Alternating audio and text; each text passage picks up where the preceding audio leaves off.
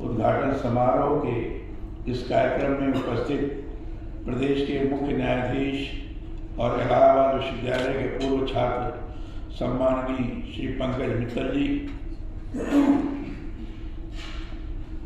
पूर्व मुख्य न्यायाधीश सिक्किम उच्च न्यायालय जस्टिस SN भार्गव जी, प्रोफेसर RC दुबे जी, कुलपति श्री उमेश मिश्र जी, पुलिस महानिदेशक इलाहाबाद विश्वविद्यालय पूरा छात्र परिषद के अध्यक्ष श्री सुरेश कुमार सिंह जी, महासचिव श्री नवीन चंद्रा जी, उप सचिव श्री विवेक मिश्र जी, अन्य उपस्थित सभी गणमान्य जन, मीडिया के मेरे साथियों, छायाकार बंधुओं, आज के इस सम्मेलन में आप सभी के साथ यहाँ सम्मिलित होकर मुझे अत्यंत प्रसन्नता की अनुभूति हो रही है।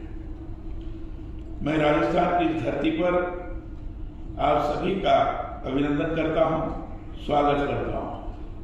अभी आदरणीय श्री भार्गव जी ने अपने उद्बोधन के दौरान मेरे बारे में भी बताया कि मैं इलाहाबाद विश्वविद्यालय का छात्र रहा हूँ, लेकिन मेरी पढ़ाई लिखाई पूरी वाराणसी में हुई है। मैं बनारस हिंदू विश्वविद्यालय का छात्र रहा। इलाहाबाद के हमारे इलाहाबाद विश्वविद्यालय के कई मित्रगण हैं, हमारे परिवार के भी लोग भी हैं, लेकिन मैं नहीं रहा हूँ। इसलिए मुझे बड़ी प्रसन्नता है कि उन्होंने मुझे इलाहाबाद विश्वविद्यालय की मानद उपाधि दी।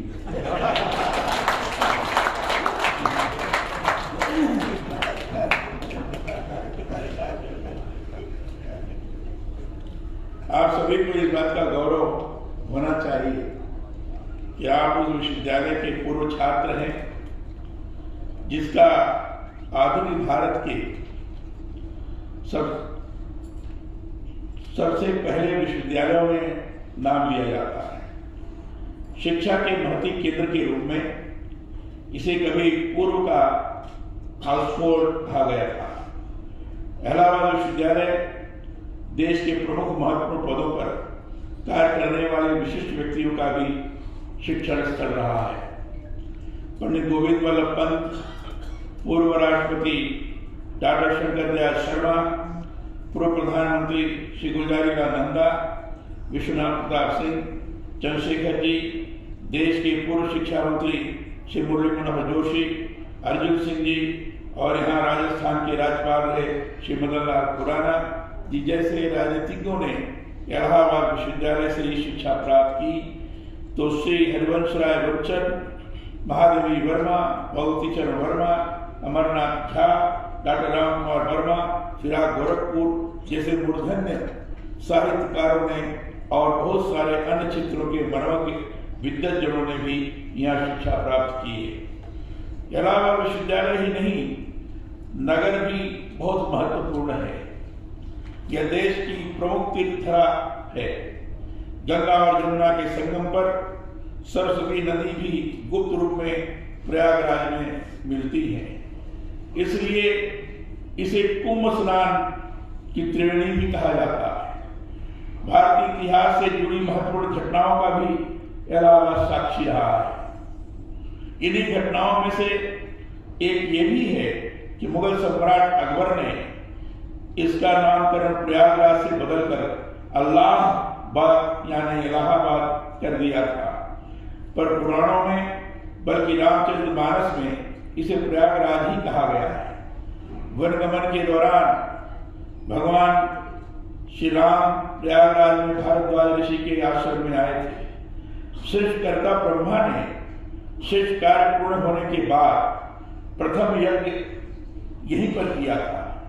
इसी प्रथम यज्ञ के प्र और याग अर्थात यज्ञ से मिलकर प्रयाग बना। इलाहाबाद के साथ एक संयोग और बना हुआ है, जिसकी चर्चा भी मैं आप सबसे यहाँ इस अवसर पर करना चाहता हूँ। वहाँ के पंडित मदन मोहन मालवीय उद्यान से आप सभी परिचित हैं। इस स्थान पर ही उद्घोषणा स्तंभ भी बना हुआ है। इसके पीछे की कहानी बड़ी रोचक है। बहुत कम लोगों को इसकी जानकारी है, पर इतिहास में यह घटना दर्ज है। 1 नवंबर 1858 को लॉर्ड कैनिंग ने यहीं पर कलकत्ता से दिल्ली की ओर जाते हुए पड़ाव किया और राजधानी में लगने वाले शाही दरबार यहाँ आयोजित किया था। शाही दरबार राजधानी में ही लगता है, इसलिए एक दिन के लिए इलाहाबाद को राजधानी बनाते हुए यहाँ से महारानी विक्टोरिया का सुप्रसिद्ध नीतिगत घोषणा पत्र भारतीय जनता के नाम तब समर्पित किया गया था। पंडित मदन मोहन मालवीय जी को इस घटना की जानकारी थी, सो उन्होंने उद्यान के स्थल को चिन्हित कर जन सहयोग एकत्र कर उसके संरक्षण का महती कार्य किया। उन्होंने उद्यान में अशोक स्तंभ आदि की स्थापना करवाई। पहले उद्यान का नाम मिंटो पार्क था, पर बाद में उनके प्रयासों से हुए यहाँ संरक्षण कार्य के कारण 1977 में इसे मदन मोहन मालवीय उद्यान नाम दिया गया। आप सभी इलाहाबाद विश्वविद्यालय के पूर्व छात्र हैं। इसका अपना गौरवमयी इतिहास है। यहाँ ऑक्सफोर्ड की तर्ज पर ही शिक्षा का बड़ा केंद्र बनाने का स्वप्न आजादी से पहले संयुक्त प्रांत के गवर्नर सर विलियम म्योर ने सजोया था। यह उस समय था जब समूचे उत्तर भारत में शिक्षा का कोई बड़ा केंद्र नहीं था। शिक्षा संस्थाओं की संबद्धता तब कलकत्ता विश्वविद्यालय से होती थी। विलियम म्योर की पहल पर 1869 में इसके लिए योजना बनाई गई और इसके बाद इलाहाबाद की लाला गया प्रसाद, बाबू प्यारे मोहन बनर्जी, मौलवी फरीदुद्दीन, मौलवी हैदर हुसैन, राय रामेश्वर चौधरी ने मिलकर यहाँ उच्च शिक्षा केंद्र के लिए पूरा एक आंदोलन ही खड़ा कर दिया था। विलियम म्योर ने कॉलेज की स्थापना के लिए आरंभ में 2000 रुपए की राशि भी दान में दी। इसके बाद प्रमुख यूरोप वासियों और नगर के प्रभावशाली भारतीयों की एक कमेटी बनाई गई और कॉलेज के लिए पैसा इकट्ठा करने का महती कार्य किया गया। जन सहयोग से म्योर सेंट्रल कॉलेज को बनने में पूरे 12 वर्ष लगे। 8 अप्रैल 1886 को वायसराय लॉर्ड डफरिन ने बाद में इसका उद्घाटन किया। विश्वविद्यालय की इमारत की भव्य शैली और स्थापत्य के साथ प्राच्य तथा पाश्चात्य विचारों तथा परंपराओं के मेल के कारण इसे पूर्व का ऑक्सफोर्ड माना गया। 1887 में जब इलाहाबाद यूनिवर्सिटी एक्ट लागू हुआ तो म्योर सेंट्रल कॉलेज का स्वतंत्र अस्तित्व समाप्त हो गया। 1987 में इस विश्वविद्यालय ने अपना शताब्दी साल मनाया और मुझे प्रसन्नता है कि राजस्थान में आज इसके पूर्व छात्र संघ द्वारा यह आयोजन किया जा रहा है। आप सभी की मैं इस रूप में सराहना भी करता हूं कि आपने जिस विश्वविद्यालय से उच्च शिक्षा प्राप्त की उसे अपनी स्मृति में निरंतर सजो कर रखा है। मुझे ज्ञात है कि आप सभी जो विश्वविद्यालय के पूर्व छात्र हैं विभिन्न महत्वपूर्ण क्षेत्रों में इस समय अपना योगदान दे रहे हैं, पर मैं चाहता हूं आजादी के अमृत महोत्सव की शुभ घड़ी में आप सभी राष्ट्र के विकास के सहभागी बने। प्रयास करें जहां भी आप सेवा दे रहे हैं या अपना व्यवसाय कर रहे हैं उस क्षेत्र में अपना उत्कृष्ट देने के साथ ही समाज हित में भी अपनी ओर से निरंतर कुछ करें। याद रखें, आपकी उन्नति और विकास के लिए जिन अनुकूल स्थितियों का निर्माण आपके प्रतिष्ठित विश्वविद्यालय द्वारा किया गया है वस्तुतः वह आप पर देश और समाज का एक तरह से ऋण है। इसलिए राष्ट्र के नव निर्माण में अपनी भूमिका सुनिश्चित कर इस ऋण से ऋणी होना ही आप सभी पूर्व विद्यार्थियों का दायित्व बनता है। हमारे यहाँ कहा गया है कि वही शिक्षा सार्थक है जिसमें व्यक्ति का और समाज का गुणात्मक विकास हो, जिसके जरिए समाज संस्कारित। इसीलिए तो कहा गया है सा विद्या या विमुक्ते, अर्थात शिक्षा वह है जो व्यक्ति को मुक्त करे। पर मुक्ति किस प्रकार की, इस पर गहनता से विचार करें। मुक्त का अर्थ है व्यक्ति क्षुद्रताओं से, कमियों से, व्यर्थ के बंधनों से मुक्त हो। मुक्त का अर्थ ये उदात्त जीवन मूल्यों की ओर अग्रसर होना। यहाँ इसीलिए मैं ये भी कहता हूँ कि अच्छी विद्या विद्यार्थी को नैतिक रूप में सक्षम करते हुए धर्म के साथ जीविकोपार्जन के लिए प्रेरित करती है। मैं लगभग सभी समारोहों में भारतीय संविधान की उद्देशिका और मूल कर्तव्यों का वाचन करवाता हूँ। आज भी आपके बीच में किया और मुझे बड़ी प्रसन्नता है कि आदरणीय मुख्य न्यायाधीश ने संविधान के उद्देशिका और कर्तव्य के बारे में यहाँ बड़े ही अच्छे शब्दों में आपकी तरफ आपको इंगित किया है, उसके बारे में दर्शाया है। और निश्चित रूप से इसके बारे में अगर चिंतन करते हुए हम लोग आगे बढ़ेंगे तो जो भी संविधान की उद्देशिका है, अगर इसको हम गौर से देखें तो भारतीय संस्कृति का मूल तत्व उसमें विराजित है, स्पष्टता दिखाई पड़ता है, अनुभव होता है। और जो मूल कर्तव्य है तो मूल कर्तव्य तो जो भी अपने सात्विक कर्म है, जो भी सामाजिक दायित्व को निर्वहन करते समय आवश्यक चीजें चाहिए, ये सारी चीजें उसमें वर्णित है। ऐसे मूल कर्तव्य के बाद तरफ ध्यान आकर्षित किया है।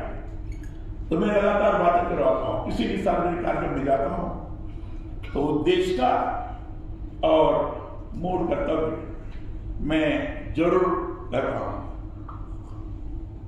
ये बात सही है कि मूल कर्तव्य बहुत बाद में आया। जब आपातकाल लागू हुआ था उस समय मूल कर्तव्य संशोधित होकर आया और उस समय भी एक कमेटी के माध्यम से द्वारा करके आया था।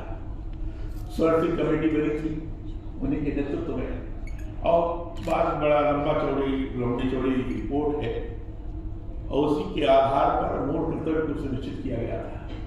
उस समय केवल 10 था, आज मैं 11 पढ़ा हूँ। 10 था मूल कर्तव्य, 11 बाद में डॉक्टर मुरली मनोहर जोशी जब शिक्षा मंत्री हुए उस समय जोड़ा गया था।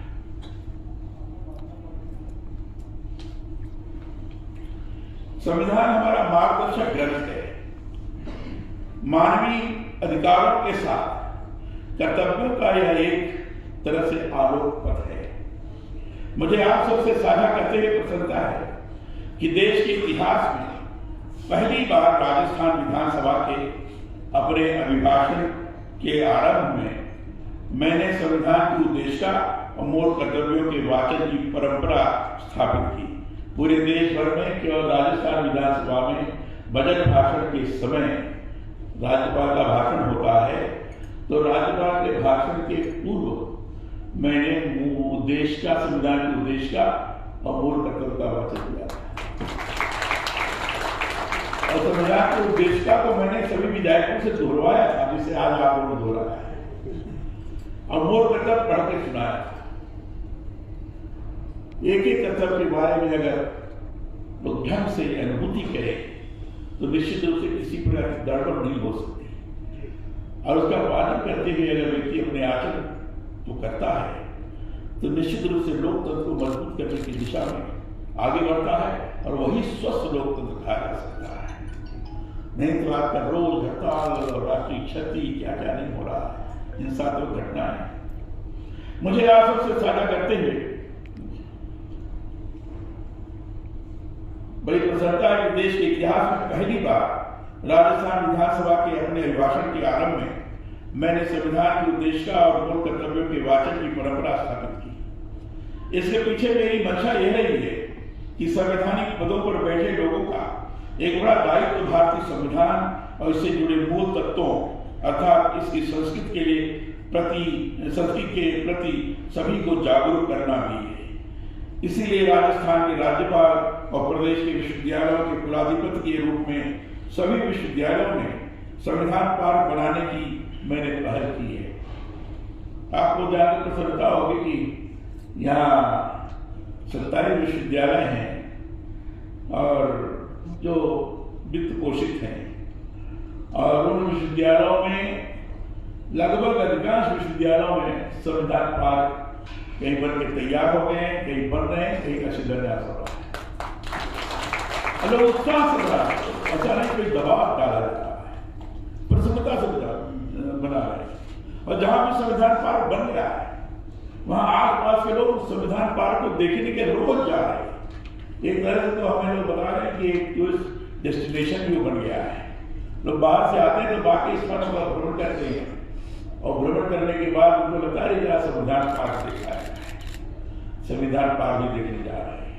और संविधान पाठ के अंतर्गत वो सारी चीजें वर्णित हैं, अधिकार भी, फंडामेंटल राइट्स भी है, फंडामेंटल ड्यूटीज भी है, प्रियम्बल भी है, ये सारी चीजें हैं। इनसे 22 भाग हैं संविधान के, 22 भाग। और मूल संविधान में हर भाग पर चित्रकारी की गई। जैसे भगवान राम और लक्ष्मण और सीता का वनगमन, ये चित्रकारी की गई राम के चित्र के साथ, वो फंडामेंटल राइट्स के भाग पर है, उस पर है। महात्मा बुद्ध है, गुरु नानक है, गुरु गोविंद सिंह है, छत्रपति शिवाजी महाराज का है, हड़प्पा मोहनजोदड़ो के सभ्यता का भी, खुदाई का भी। भारतीय संस्कृति के जो प्रतीक चिन्ह हैं, ऐसे सारे प्रतीक चिन्ह संविधान के, मूल संविधान के विभिन्न भागों के शुरुआत के समय चित्रित किए गए। ये सारी चीजें संविधान पाठ के अंदर बनेगी। और जो भी जाकर देखेगा तो बहुत सारे लोगों को तो पता ही नहीं कि सबका है। भगवान कृष्ण अर्जुन को उपदेश देते हुए, अर्जुन को उपदेश दे रहे हैं भगवान कृष्ण, ये भी चित्र है। जो जाकर देखेगा तुमको आश्चर्य लगेगा, ये तो सारे चित्र है, हमें तो पता नहीं था कि संविधान के प्रतीक के अंतर्गत इस तरह की चित्र भी होंगे। ये सारी चीजें संविधान पाठ के अंदर बनवाई जा रही है, जिसको देखकर स्वाभाविक रूप से लोगों को इसके प्रति इसका ज्ञान हो सकेगा।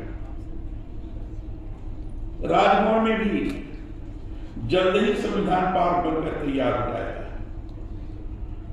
इसमें देश में संविधान बनने के लिए हुई पहल से जुड़ी ऐतिहासिक यात्रा के साथ ही संविधान संस्कृति से जुड़े मूर्धन्य लोगों की प्रतिमाएं स्थापित की जा रही है। मैं चाहूंगा जब ये बनकर तैयार हो तो आप सभी भी उसे देखने जरूर राजभवन पधारे। मैं अभी से आपको निमंत्रित कर रहा हूं। मैं ये भी चाहता हूं कि भारतीय संविधान के आलोक में आप सभी भी उदात्त मानवीय मूल्यों के संवाहक बने। संविधान की संस्कृति में समानता के साथ सभी के लिए समान न्याय की बात है। संविधान हमें हमारे अधिकारों के प्रति सजग करता है तो कर्तव्य के प्रति दायित्व बोध भी देता है। इस रूप में यह व्यक्ति का परिष्कार करने वाला है। इसीलिए संविधान की संस्कृति के लिए हम सभी को मिलकर कार्य करने की जरूरत है। इलाहाबाद विश्वविद्यालय पूरा छात्र परिषद का यह आयोजन पुरानी स्मृतियों को ताजा करने का है। आप सभी कभी छात्र थे परंतु समाज में प्रभाव से जुड़े प्रमुख पदों पर आसीन हैं। इस अवसर पर यह संकल्प भी आप सभी ने कि कैसे समाज में शिक्षा के प्रभावी प्रसार में आप अपना योगदान दे सकते हैं, कैसे आपकी भागीदारी से समाज को नई राह मिल सकती है, इस पर कार्य करें। आप सभी शिक्षा से जुड़े ऐसे अनुभव जो दूसरों को प्रेरित कर सके साझा करें। आप किसी महत्वपूर्ण स्थान पद पर हैं तो दूसरों को भी उस पद तक पहुंचने के लिए हर संभव सहयोग करें। सहकारिता का सिद्धांत है एक सबके लिए, सब एक के लिए। परस्पर मिल बैठकर एक दूसरे के काम आकर ही हम मानव धर्म को सही ढंग से निभा सकते हैं। इस संबंध में विश्वविद्यालय का ध्येय वाक्य महत्वपूर्ण है, जितनी शाखाएं उतने वृक्ष। अर्थात प्रत्येक विद्यार्थी एक वृक्ष की भांति विकसित हो, पुष्पित हो, पल्लवित हो।